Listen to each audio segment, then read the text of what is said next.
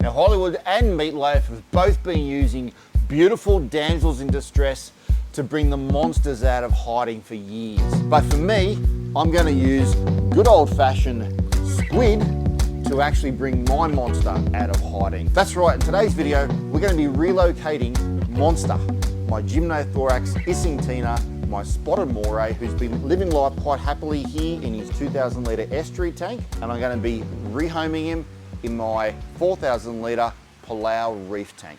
Now, all the fish in this actual aquarium were caught by me locally around the harbours and the estuaries of Coffs Harbour.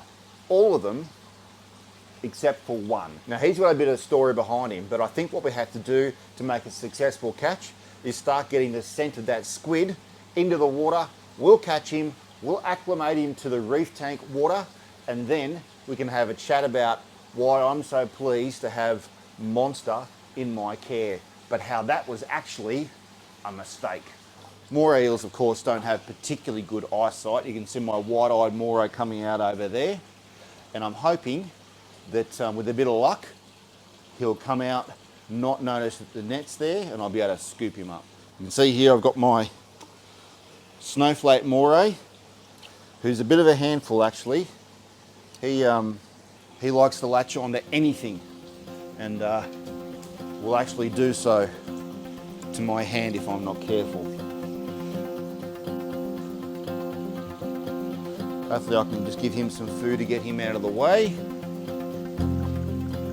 And here comes Monster.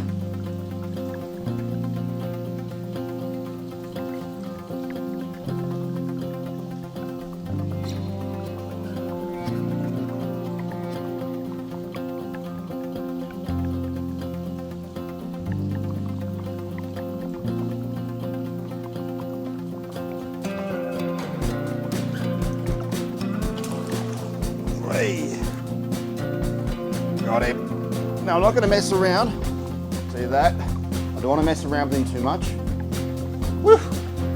I need to have a lid on it and a fair bit of space because moray eels do have the tendency to want to actually leap out of things, and so during this drip acclimation I need to make sure he's pretty secure.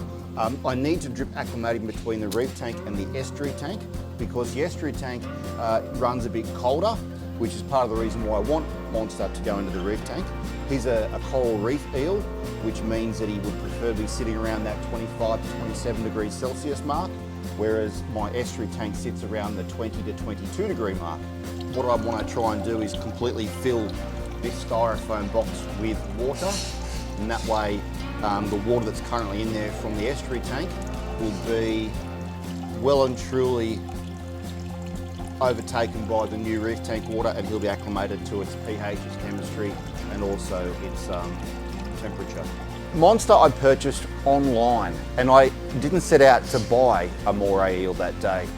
I'd actually seen an advertisement there, or an advertisement for a leopard moray, a Gymnothorax pavagineus. Leopard moray, honeycomb moray, very similar to Monster, but with a much more chunkier black and white circular pattern. Now, I'd seen that leopard moray advertised for 2 weeks, feeling a little bit, I guess, sorry for a large moray being sitting in a LFS store, that if I saw it again next week, I was going to buy it. Lo and behold, saw it next week, so I purchased that leopard moray. As soon as I pulled him out and he was in the bag, I knew that something was not right, because his coloration and his pattern wasn't what I would expect from a honeycomb or a leopard moray.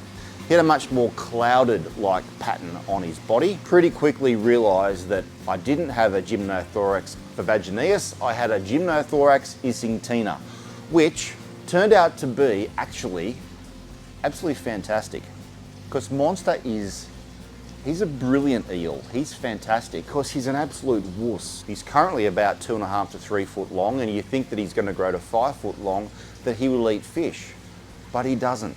He barely eats octopus, but he loves squid, whole squid and cuttlefish. I've been very lucky to be able to keep him in my estuary tank for the last 18 months, and he hasn't eaten a single fish. And that's the reason why I've been quite comfortable with the idea of actually introducing him into Palau Reef